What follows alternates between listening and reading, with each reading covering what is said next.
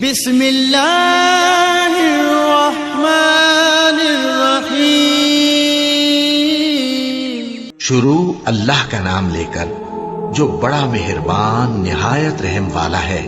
سب تعریف اللہ ہی کو ہے جس نے اپنے محبوب بندے محمد صلی اللہ علیہ وآلہ وسلم پر یہ کتاب نازل کی اور اس میں کسی طرح کی کجی اور پیچیدگی نہ رکھی، بلکہ سیدھی اور سلیس اتاری تاکہ لوگوں کو عذاب سخت سے جو اس کی طرف سے آنے والا ہے ڈرائے، اور مومنوں کو جو نیک عمل کرتے ہیں خوشخبری سنائے کہ ان کے لیے ان کے کاموں کا نیک بدلہ یعنی بہشت ہے جس میں وہ ہمیشہ رہیں گے، اور ان لوگوں کو بھی ڈرائے جو کہتے ہیں کہ اللہ نے کسی کو بیٹا بنا لیا ہے۔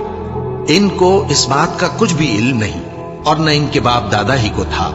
یہ بڑی سخت بات ہے جو ان کے منہ سے نکلتی ہے، اور کچھ شک نہیں کہ یہ جو کچھ کہتے ہیں محض جھوٹ ہے۔ اے پیغمبر، اگر یہ اس کلام پر ایمان نہ لائیں تو شاید تم ان کے پیچھے رنج کر کر کے اپنے تئیں ہلاک کر دو گے۔ جو چیز زمین پر ہے ہم نے اس کو زمین کے لیے زینت بنایا ہے تاکہ لوگوں کی آزمائش کریں کہ ان میں کون اچھے عمل کرنے والا ہے، اور جو چیز زمین پر ہے ہم اس کو نابود کر کے بنجر میدان کر دیں گے۔ کیا تم خیال کرتے ہو کہ غار اور لوح والے ہماری نشانیوں میں سے عجیب تھے؟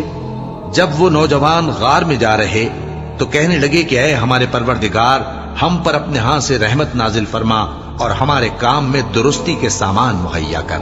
تو ہم نے غار میں کئی سال تک ان کے کانوں پر نیند کا پردہ ڈالے رکھا، یعنی ان کو سلائے رکھا، پھر ان کو جگا اٹھایا تاکہ معلوم کریں کہ جتنی مدت وہ غار میں رہے دونوں جماعتوں میں سے اس کی مقدار کس کو خوب یاد ہے۔ ہم ان کے حالات تم سے صحیح بیان کرتے ہیں۔ وہ کئی نوجوان تھے جو اپنے پروردگار پر ایمان لائے تھے، اور ہم نے ان کو اور زیادہ ہدایت دی تھی، اور ان کے دلوں کو مربوط یعنی مضبوط کر دیا۔ جب وہ اٹھ کھڑے ہوئے تو کہنے لگے کہ ہمارا پروردگار آسمانوں اور زمین کا مالک ہے، ہم اس کے سوا کسی کو معبود سمجھ کر نہ پکاریں گے۔ اگر ایسا کیا تو اس وقت ہم نے بے عقلی کی بات کی۔ ان ہماری قوم کے لوگوں نے اس کے سوا اور معبود بنا رکھے ہیں، بھلا یہ ان کے معبود ہونے پر کوئی کھلی دلیل کیوں نہیں لاتے؟ تو اس سے زیادہ کون ظالم ہے جو اللہ پر جھوٹ باندھے؟ اور جب تم نے ان مشرکوں سے اور جن کی یہ اللہ کے سوا عبادت کرتے ہیں ان سے کنارہ کر لیا ہے تو غار میں چل رہو، تمہارا پروردگار تمہارے لیے اپنی رحمت وسیع کر دے گا اور تمہارے کاموں میں آسانی کے سامان مہیا کرے گا۔ اور جب سورج نکلے تو تم دیکھو کہ دھوپ ان کے غار سے داہنی طرف سمٹ جائے، اور جب غروب ہو تو ان سے بائیں طرف کترا جائے، اور وہ اس غار کے کشادہ حصے میں تھے۔ یہ اللہ کی نشانیوں میں سے ہیں، جس کو اللہ ہدایت دے وہ ہدایت یاب ہے، اور جس کو گمراہ رہنے دے تو تم اس کے لیے کوئی دوست راہ بتانے والا نہ پاؤ گے۔ اور تم ان کے متعلق خیال کرو کہ وہ جاگ رہے ہیں حالانکہ وہ سوتے ہیں، اور ہم ان کو دائیں اور بائیں کروٹ بدلاتے تھے، اور ان کا کتا چوکھٹ پر دونوں ہاتھ پھیلائے ہوئے تھا۔ اگر تم ان کو جھانک کر دیکھتے تو پیٹ پھیر کر بھاگ جاتے اور ان سے دہشت میں آ جاتے۔ اور اسی طرح ہم نے ان کو اٹھایا تاکہ آپس میں ایک دوسرے سے دریافت کریں۔ ایک کہنے والے نے کہا کہ تم یہاں کتنی مدت رہے؟ انہوں نے کہا کہ 1 دن یا اس سے بھی کم۔ انہوں نے کہا کہ جتنی مدت تم رہے ہو تمہارا پروردگار ہی اس کو خوب جانتا ہے، تو اپنے میں سے کسی کو یہ روپیہ دے کر شہر بھیجو، وہ دیکھے کہ نفیس کھانا کون سا ہے تو اس میں سے کھانا لے آئے، اور احتیاط سے آئے جائے اور تمہارا حال کسی کو نہ بتائے۔ اگر وہ تم پر دسترس پا لیں گے تو تمہیں سنسار کر دیں گے یا پھر اپنے مذہب میں داخل کر لیں گے، اور اس وقت تم کبھی فلاح نہیں پاؤ گے۔ اور اسی طرح ہم نے لوگوں کو ان کے حال سے خبردار کر دیا تاکہ وہ جانیں کہ اللہ کا وعدہ سچا ہے، اور یہ کہ قیامت جس کا وعدہ کیا جاتا ہے اس میں کچھ شک نہیں۔ اس وقت لوگ ان کے بارے میں باہم جھگڑنے لگے اور کہنے لگے کہ ان کے غار پر عمارت بنا دو۔ ان کا پروردگار ان کے حال سے خوب واقف ہے۔ جو لوگ ان کے معاملے میں غلبہ رکھتے تھے وہ کہنے لگے کہ ہم ان کے غار پر مسجد بنائیں گے۔ بعض لوگ اٹکل پچو کہیں گے کہ وہ 3 تھے اور چوتھا ان کا کتا تھا، اور بعض کہیں گے کہ وہ 5 تھے اور چھٹا ان کا کتا تھا، اور بعض کہیں گے کہ وہ 7 تھے اور 8واں ان کا کتا تھا۔ کہہ دو کہ میرا پروردگار ہی ان کے شمار سے خوب واقف ہے، ان کو جانتے بھی ہیں تو تھوڑے ہی لوگ جانتے ہیں، تو تم ان کے معاملے میں بحث نہ کرنا مگر سرسری سی بحث، اور نہ ان کے بارے میں ان میں سے کسی سے کچھ دریافت ہی کرنا، اور کسی کام کی نسبت نہ کہنا کہ میں اسے کل کر دوں گا، مگر انشاءاللہ کہہ کر، یعنی اگر اللہ چاہے تو کر دوں گا، اور جب اللہ کا نام لینا بھول جاؤ تو یاد آنے پر لے لو، اور کہہ دو کہ امید ہے کہ میرا پروردگار مجھے اس سے بھی زیادہ ہدایت کی باتیں بتائے۔ اور اصحاب کہف اپنے غار میں 9 پر 300 سال رہے۔ کہہ دو کہ جتنی مدت وہ رہے اسے اللہ ہی خوب جانتا ہے، اسی کو آسمانوں اور زمین کی پوشیدہ باتیں معلوم ہیں، وہ کیا خوب دیکھنے والا اور کیا خوب سننے والا ہے، اس کے سوا ان کا کوئی کارساز نہیں، اور نہ وہ اپنے حکم میں کسی کو شریک کرتا ہے۔ اور اپنے پروردگار کی کتاب کو جو تمہارے پاس بھیجی جاتی ہے پڑھتے رہا کرو، اس کی باتوں کو کوئی بدلنے والا نہیں، اور اس کے سوا تم کہیں پناہ بھی نہیں پاؤ گے۔ اور جو لوگ صبح و شام اپنے پروردگار کو پکارتے اور اس کی خوشنودی کے طالب ہیں، ان کے ساتھ صبر کرتے رہو، اور تمہاری نگاہیں ان میں سے گزر کر اور طرف نہ دوڑیں کہ تم دنیاوی زندگی کی رونقوں کے خواستگار ہو جاؤ۔ اور جس شخص کے دل کو ہم نے اپنی یاد سے غافل کر دیا ہے اور وہ اپنی خواہش کی پیروی کرتا ہے اور اس کا کام حد سے بڑھ گیا ہے، اس کا کہا نہ ماننا، اور کہہ دو کہ لوگوں یہ قرآن تمہارے پروردگار کی طرف سے برحق ہے، تو جو چاہے ایمان لائے اور جو چاہے کافر رہے۔ ہم نے ظالموں کے لیے دوزخ کی آگ تیار کر رکھی ہے جس کی قناتیں ان کو گھیر رہی ہوں گی، اور اگر فریاد کریں گے تو ایسے کھولتے ہوئے پانی سے ان کی داد رسی کی جائے گی جو پگھلے ہوئے تانبے کی طرح گرم ہوگا، اور جو ان کے چہروں کو بھون ڈالے گا۔ ان کے پینے کا پانی بھی برا اور آرام گاہ بھی بری۔ اور جو ایمان لائے اور کام بھی نیک کرتے رہے تو ہم نیک کام کرنے والوں کا اجر ضائع نہیں کرتے۔ ایسے لوگوں کے لیے ہمیشہ رہنے کے باغ ہیں جن میں ان کے محلوں کے نیچے نہریں بہ رہی ہیں، ان کو وہاں سونے کے کنگن پہنائے جائیں گے، اور وہ باریک دیبا اور اطلس کے سبز کپڑے پہنا کریں گے، اور تختوں پر تکیے لگا کر بیٹھا کریں گے۔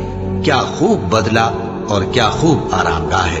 اور ان سے 2 شخصوں کا حال بیان کرو جن میں سے ایک کو ہم نے انگور کے 2 باغ عنایت کیے تھے اور ان کے گردا گرد کھجوروں کے درخت لگا دیے تھے اور ان کے درمیان کھیتی پیدا کر دی تھی۔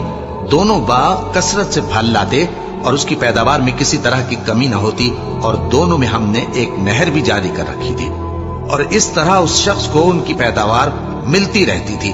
تو ایک دن جبکہ وہ اپنے دوست سے باتیں کر رہا تھا، کہنے لگا کہ میں تم سے مال و دولت میں بھی زیادہ ہوں اور جتھے اور جماعت کے لحاظ سے بھی زیادہ عزت والا ہوں، اور ایسی شیخیوں سے اپنے حق میں ظلم کرتا ہوا اپنے باغ میں داخل ہوا۔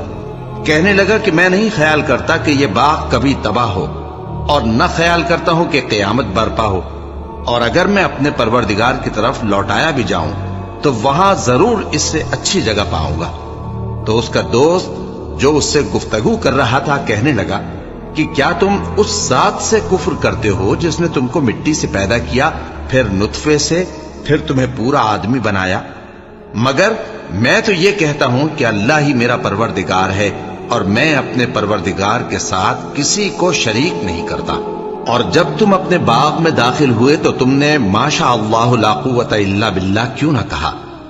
اگر تم مجھے مال و اولاد میں اپنے سے کمتر دیکھتے ہو تو عجب نہیں کہ میرا پروردگار مجھے تمہارے باغ سے بہتر عطا فرمائے، اور تمہارے اس باغ پر آسمان سے آفت بھیج دے تو وہ صاف میدان ہو جائے، یا اس باغ کی نہر کا پانی گہرائی میں اتر جائے تو پھر تم اسے تلاش نہ کر سکو، اور اس کے میووں کو عذاب نے آ گھیرا اور وہ اپنی چھتریوں پر گر کر رہ گیا، تو جو مال اس نے اس پر خرچ کیا تھا اس پر حسرت سے ہاتھ ملنے لگا اور کہنے لگا کہ کاش میں اپنے پروردگار کے ساتھ کسی کو شریک نہ بناتا۔ اس وقت اللہ کے سوا کوئی جماعت اس کی مددگار نہ ہوئی اور نہ وہ بدلہ لے سکا۔ یہاں سے ثابت ہوا کہ حکومت سب اللہ کی ہے، جو معبود برحق ہے وہی بہترین ثواب عطا کرنے والا اور بہترین انجام لانے والا ہے۔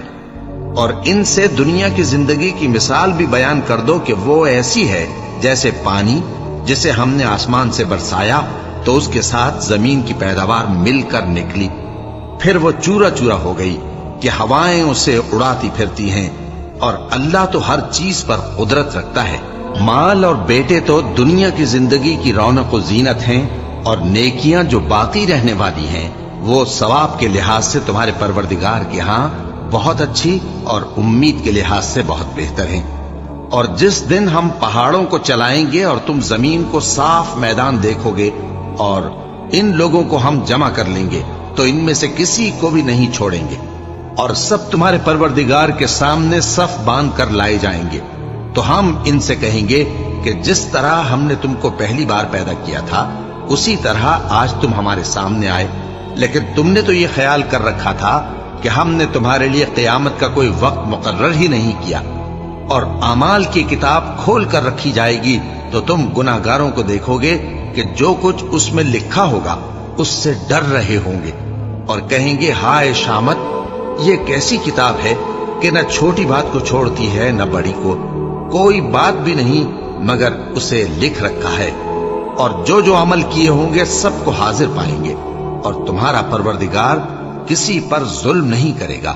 اور جب ہم نے فرشتوں کو حکم دیا کہ آدم کو سجدہ کرو تو سب نے سجدہ کیا مگر ابلیس نے نہ کیا، وہ جنات میں سے تھا تو اپنے پروردگار کے حکم سے باہر ہو گیا۔ کیا تم اس کو اور اس کی اولاد کو میرے سوا دوست بناتے ہو، حالانکہ وہ تمہارے دشمن ہیں، اور شیطان کی دوستی ظالموں کے لیے اللہ کی دوستی کا برا بدل ہے۔ میں نے ان کو نہ تو آسمانوں اور زمین کے پیدا کرنے کے وقت بلایا تھا اور نہ خود ان کے پیدا کرنے کے وقت، اور میں ایسا نہ تھا کہ گمراہ کرنے والوں کو مددگار بناتا۔ اور جس دن اللہ فرمائے گا کہ اب میرے شریکوں کو جن کی نسبت تم معبود ہونے کا گمان رکھتے تھے بلاؤ، تو وہ ان کو بلائیں گے مگر وہ ان کو کچھ جواب نہ دیں گے، اور ہم ان کے درمیان ہلاکت کی ایک جگہ بنا دیں گے، اور گناہگار لوگ دوزخ کو دیکھیں گے تو یقین کر لیں گے کہ وہ اس میں پڑنے والے ہیں، اور اس سے بچنے کا کوئی راستہ نہ پائیں گے۔ اور ہم نے اس قرآن میں لوگوں کے سمجھانے کے لیے طرح طرح کی مثالیں بیان فرمائی ہیں، لیکن انسان سب چیزوں سے بڑھ کر جھگڑالو ہے۔ اور لوگوں کے پاس جب ہدایت آ گئی تو ان کو کس چیز نے منع کیا کہ ایمان لائیں اور اپنے پروردگار سے بخشش مانگیں، بجز اس کے کہ اس بات کے منتظر ہوں کہ انہیں بھی پہلوں کا سا معاملہ پیش آئے یا ان پر عذاب سامنے سے آ جائے۔ اور ہم جو پیغمبروں کو بھیجا کرتے ہیں تو صرف اس لیے کہ لوگوں کو اللہ کی نعمتوں کی خوشخبریاں سنائیں اور عذاب سے ڈرائیں، اور جو کافر ہیں وہ باطل کی مدد سے جھگڑا کرتے ہیں تاکہ اس سے حق کو پھسلا دیں، اور انہوں نے ہماری آیتوں کو اور جس چیز سے ان کو ڈرایا جاتا ہے اسے ہنسی بنا لیا ہے۔ اور اس سے بڑھ کر ظالم کون، جس کو اس کے پروردگار کی آیات کے ذریعے سمجھایا گیا تو اس نے ان سے منہ پھیر لیا، اور جو اعمال وہ آگے کر چکا اس کو بھول گیا۔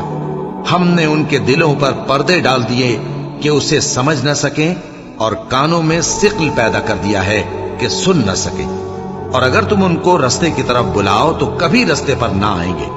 اور تمہارا پروردگار بخشنے والا صاحب رحمت ہے، اگر وہ ان کے کرتوتوں پر ان کو پکڑنے لگے تو ان پر جھٹ عذاب بھیج دے، مگر ان کے لیے ایک وقت مقرر کر رکھا ہے کہ اس کے عذاب سے کوئی پناہ کی جگہ نہ پائیں گے۔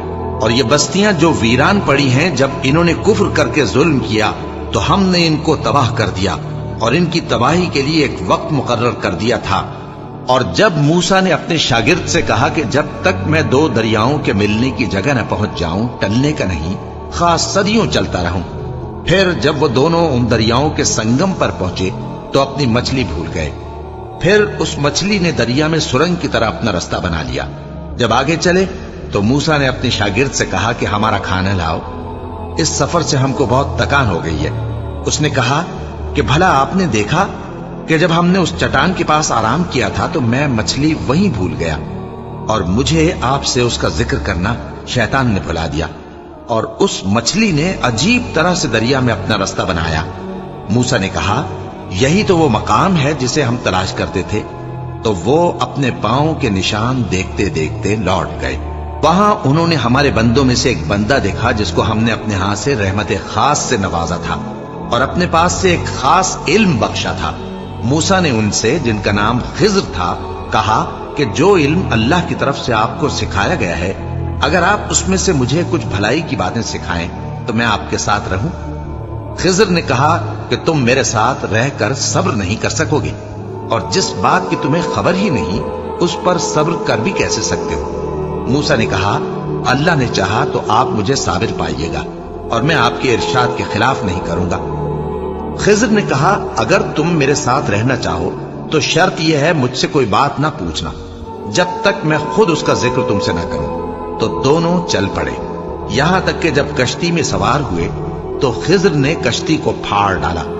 मूसा ने कहा, क्या आपने इसको इसलिए फाड़ा है कि सवारों को गर्क कर दी? ये तो आपने बड़ी अजीब बात की। खिज़र ने कहा, क्या मैंने नहीं कहा था कि तुम मेरे साथ सब्र न कर सकोगे? मूसा ने कहा कि जो भूल मुझसे हुई उस पर मुआवजा न कीजिए और मेरे मामले में मुझ पर मुश्किल न डालिए। फिर दोनों चले।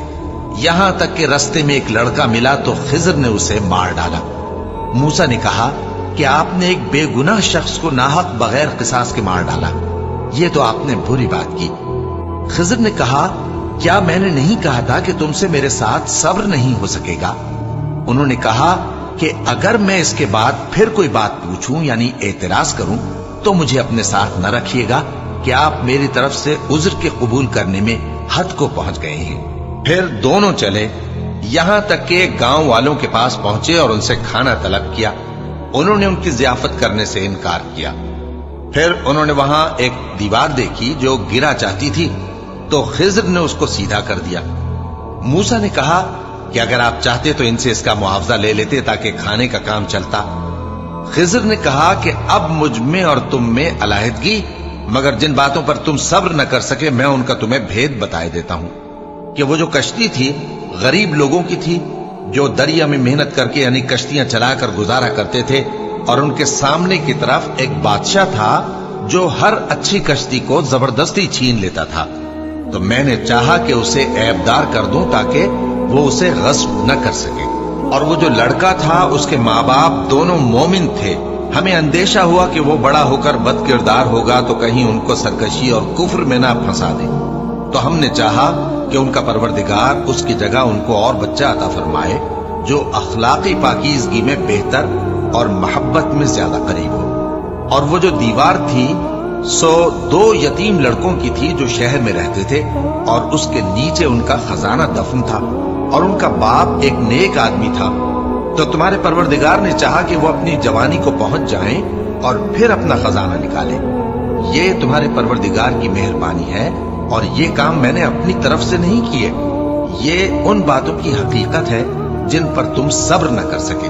और तुमसे जुल्करनैन के बारे में दरियाफ्त करते हैं, कह दो कि मैं उसका किसी कदर हाल तुम्हें पढ़कर सुनाता हूं। हमने उसको जमीन में बड़ा इक्तदार दिया था और हर तरह का सामान उसको अता किया था।